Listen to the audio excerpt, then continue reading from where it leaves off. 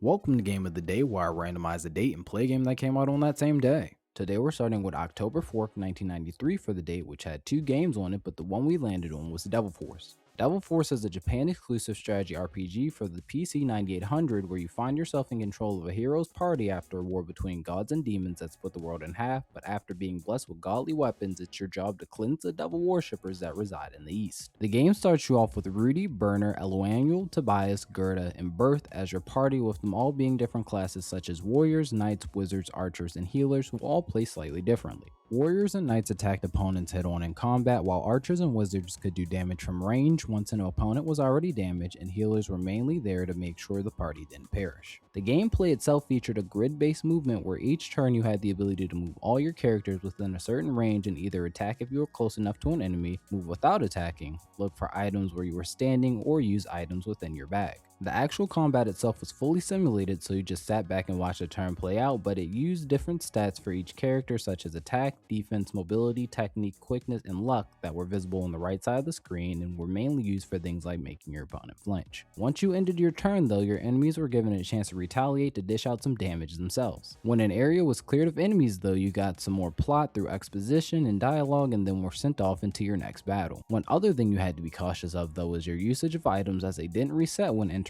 a new area, so if you were out you just had to keep scavenging until you found some more. Unfortunately, I didn't have great luck as each tile had a different success rate in finding something, but the odds were all usually pretty low. But in terms of a game over scenario, the way the game handled it was a bit interesting, as if a character's health reached zero for the first time, they were just severely injured, but they could still fight. The only way to actually lose is if a character's health reached zero 3 times in an area, then you would have to start over from your last manual save point, as the game gave you 4 separate save slots to work with. The difficulty though was relatively hard if you didn't know what you were doing, but once you got a hang of it, you could start setting up some really good turns and find some strategies against certain opponents. While this was one of the hardest games for me to track down, as I was only able to find a singular copy across the entire planet, and I didn't even find the original copy itself, but rather a trilogy pack of the first 3 games in the Devil Force series, I'd say it was definitely worth playing. The art was nice, I enjoyed the dialogue, or at least what it got translated as. The gameplay loop was solid, and you could tell a lot of love went into this game, as there is an entire section dedicated to the developer's note, which I thought was pretty cool. So with everything taken into account, I'd give this an Angel's Touch out of 10.